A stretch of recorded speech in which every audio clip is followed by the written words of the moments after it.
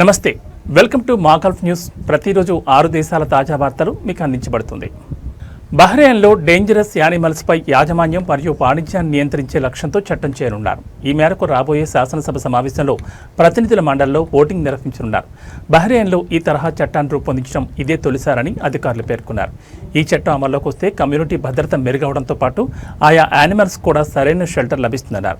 ఇకపై డేంజరస్ యానిమల్స్ను ఇండ్లలో పెంచుకునేందుకు కఠిన నిబంధనలను అమలు చేయాల్సి ఉంటుందని వెల్లడించారు. ముసాయిదా చట్టం ప్రకారం జంతు ప్రదర్శనశాలలు, వన్యప్రాణుల పార్కులు, సర్కస్లు, పరిశోధన మరియు శాస్త్రీయ సంస్థలు, అలాగే ప్రభుత్వం, భద్రతా మరియు సైనిక సంస్థలకు మాత్రమే డేంజరస్ యానిమల్స్ను పెట్టుకోవడానికి అనుమతి ఉంటుంది.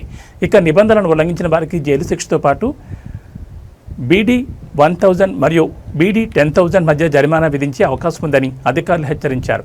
వేటాడే జంతువులను బహిరంగ ప్రదేశాల్లోకి తీసుకురావడం, వాటి వల్ల ప్రజలకు నష్టం కలిగించడం లాంటి సంఘటనలను సీరియస్గా తీసుకుంటారు. అలాంటి నేరాలకు పాల్పడిన వారికి జీవిత ఖైదు విధించే అవకాశం ఉందని అధికారులు హెచ్చరించారు.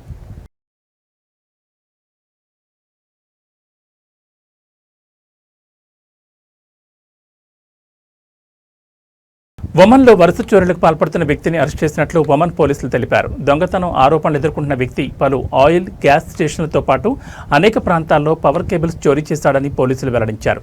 అతనికి 5 వేర్వేరు కేసులతో సంబంధం ఉందని తెలిపారు.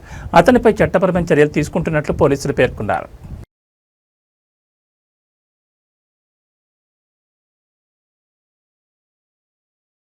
దుబాయ్లో ఎంతో ప్రతిష్టాత్మకమైన గ్లోబల్ విలేజ్ సీజన్ 30 తేదీలను ప్రకటించారు.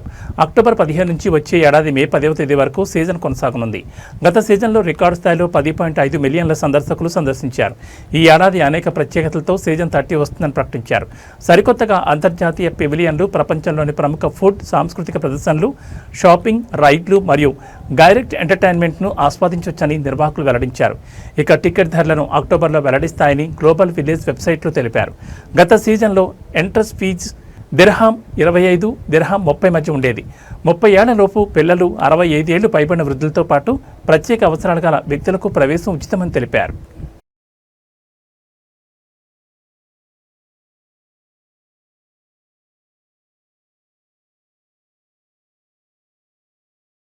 కువైట్ బ్యాంకులలో త్వరలో ప్రసిద్ధ రాఫెల్స్ ప్రైజ్ డ్రాలు ప్రారంభం కానున్నాయి. ఈ మేరకు ఒక తీర్మానాన్ని కువైట్ వాణిజ్య మరియు పరిశ్రమల మంత్రిత్వ శాఖ ఆమోదించింది. త్వరలోనే ఆసక్తిగా ఉన్న బ్యాంకులకు లైసెన్సులను జారీ చేయనున్నట్లు పేర్కొంది. బ్యాంకులపై పూర్తి పర్యవేక్షణ బాధ్యతలను కువైట్ సెంట్రల్ బ్యాంకు అప్పగించినట్లు వెల్లడించింది. గతంలో పలు అవినీతి ఆరోపణలు రావడంతో రాఫెల్ డ్రాలను కువైట్ సెంట్రల్ బ్యాంక్ నిషేధించింది. విచారణకు ప్రత్యేక కమిటీని నియమించింది.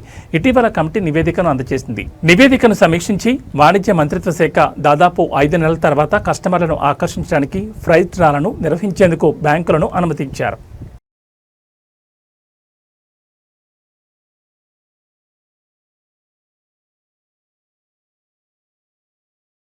మిడిల్ ఈస్ట్లో నెలకొన్న తాజా పరిణామాల దృష్ట్యా అత్యవసర అరబ్ ఇస్లామిక్ శిఖరాగ్ర సమావేశాన్ని దోహాలో నిర్వహిస్తున్నట్లు ఖతార్ ప్రధానమంత్రి, సలహాదారు మరియు విదేశాంగ మంత్రిత్వ శాఖ అధికారిక ప్రతినిధి డాక్టర్ మాజిద్ బిన్ మహ్మద్ అల్ అన్సారీ తెలిపారు. అరబ్ మరియు ఇస్లామిక్ దేశాల విదేశాంగ మంత్రుల సన్నాహక సమావేశం సందర్భంగా సమర్పించిన ఖతార్పై ఇజ్రాయెల్ దాడికి సంబంధించిన ముసాయిదా ప్రకటనను ఈ శిఖరాగ్ర సమావేశంలో చర్చిస్తారని డాక్టర్ అల్ అన్సారీ వెల్లడించారు. ఇజ్రాయెల్ దురాక్రమణను ఎదుర్కోవడంలో ఖతార్కు అరబ్ మరియు ఇస్లామిక్ దేశాలు సంఘీభావాన్ని ప్రకటించాయని ఆయన గుర్తు చేశారు.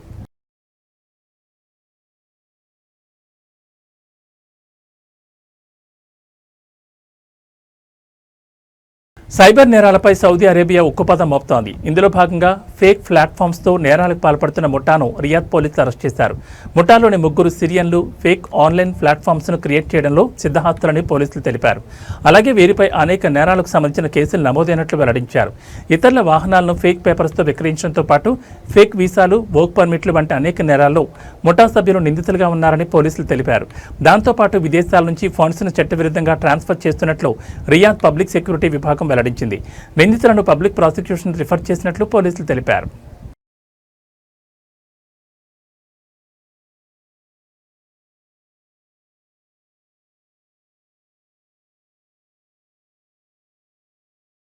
ఇవి మా గల్ఫ్ న్యూస్ విశేషాలు. మరో బులెటిన్లో మళ్ళీ కలుసుకుందాం. నమస్కారం.